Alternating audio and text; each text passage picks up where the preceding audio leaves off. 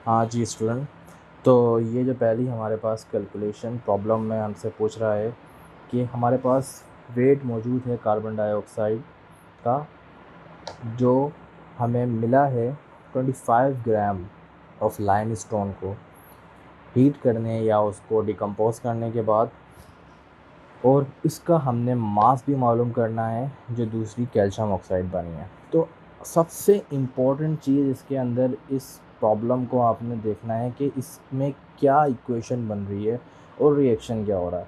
तो आपके पास तीन चीज़ें मौजूद हैं। सिंपल समझना है कि कार्बन डाइऑक्साइड हमें ऑब्टेंड हुआ है, तो हमने प्रोडक्ट साइड पे कार्बन डाइऑक्साइड रख दिया। और दूसरी चीज़ जो है हमारे पास देखनी है हमने कि रिएक्टेंट साइड में हमने क्या चीज़ देखी है कि calculate the weight of carbon dioxide can be obtained by heating 25 gram of limestone जो है आपके पास वो डिकम्पोज हुआ है, ये हीट किया गया है, तो उसका फॉर्मूला प्रॉब्लम में आपके पास मौजूद है कैल्शियम कार्बोनेट। तो ये आपके पास जो है इक्वेशन बनी है। और आपने दूसरी चीज़ ने ये भी बोली कि आपने कैल्शियम ऑक्साइड को भी वेट करना है, यानी उसका मास मालूम करना है। तो स्टूडेंट सबसे इम्पोर्टेंट चीज़ इस इक्वेशन में, अब आगे जब हम इसको सॉल्व करेंगे और हम इसमें मेथड जो अप्लाई करेंगे वो सिंपल एक एनालिटिकल मेथड यूज़ करेंगे। और वो मेथड क्या है, तो हम स्टार्ट करते हैं इसके सॉल्यूशन पे। सबसे पहले आपने देखना है कि इस रिएक्टेंट साइड पे इस कैल्शियम कार्बोनेट के साथ कितने मोल हैं। ये आप जानते हैं 1 मोल, कुछ भी नहीं लगा, 1 मोल है। इधर भी 1 मोल है और इधर भी 1 मोल है।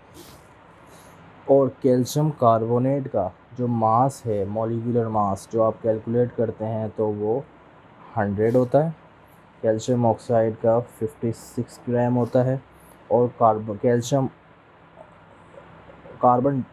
मैंने गलत लिख दिया, कार्बन डाइऑक्साइड का 44 ग्राम होता है और कैल्शियम ऑक्साइड का 56 ग्राम होता है।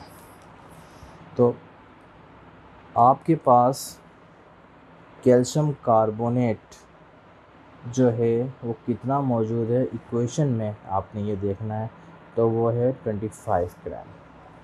तो आपने सिंपल लिखना है number of moles of 25 gram of calcium carbonate. तो मोल निकालने के लिए आपके पास गिवन मास गिवन है और उसका आपने डिवाइड कर देना है इसके मॉलिक्यूलर मास से, जो गिवन 100 आपके पास मैंने लिखा है। तो आंसर आपका आ जाएगा 0.25 मोल। तो स्टूडेंट हमारे पास 0.25 मोल जो है वो कैल्शियम कार्बोनेट मौजूद है। तो सबसे इम्पोर्टेंट वैल्यू आपके पास आ चुकी है। अब आपने देखना है दोबारा इस इक्वेशन को। तो अब आपके पास एक सिंपल सा एक ट्रिक है कि 1 मोल कैल्शियम कार्बोनेट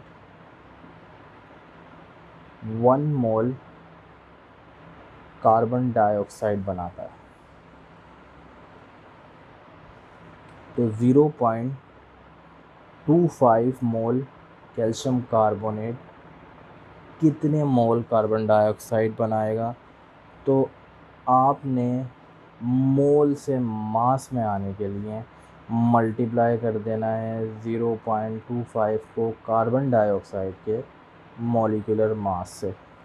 तो आंसर आपके पास आएगा 11 ग्राम, जो इसका मास आपके पास आ गया। पहले का मास हो गया हमारे पास 11 ग्राम, ये मैं सर्किल में लिख देता हूँ जो आपने आंसर निकाला। सेकंड पे आते हैं, दोबारा वही तरीका यूज़ करेंगे कि 1 मोल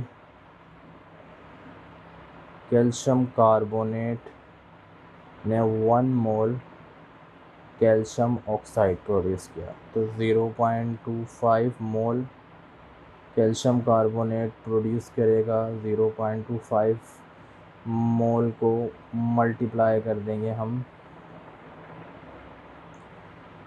कैल्शियम ऑक्साइड के मास से 6 ग्राम से, तो आंसर आपके पास आएगा 14 ग्राम। तो स्टूडेंट आपके पास ये मास मास रिएक्शन की जो इक्वेशन है, इसमें आपके पास दो आंसर आ गए, 11 और 14, जो हमसे पूछे गए थे। और ये एक सिंपल तरीका आपके पास मौजूद है। एक बार मैं दोबारा रिपीट कर दूं इस प्रॉब्लम में एक चीज़ की एडिशन, कि अगर यहाँ पर 2 होता लेट सपोज, तो 1 मोल कहते हैं हम कैल्शियम कार्बोनेट प्रोड्यूस कर रहा है 2 मोल कार्बन डाइऑक्साइड, तो 0.25 मोल को हम मल्टीप्लाई करते 44 से, लेकिन 44 हमारा डबल हो जाता तो 88 हो जाता, और वो मल्टीप्लाई 2 मोल होता 0.25 से। तो 2 मोल हम 40 कार्बन डाइऑक्साइड के मल्टीप्लाई करते 0.25 से, जो आगे आप इक्वेशन में देखेंगे और आपको अच्छे से समझ आएंगी। तो ये पहला इक्वेशन आपकी मास मास रिलेशनशिप की है। हम सेकंड इक्वेशन पे आते हैं जो मास वॉल्यूम रिलेशनशिप की कहती है, और उसकी हम प्रॉब्लम करेंगे नेक्स्ट जो है टॉपिक में।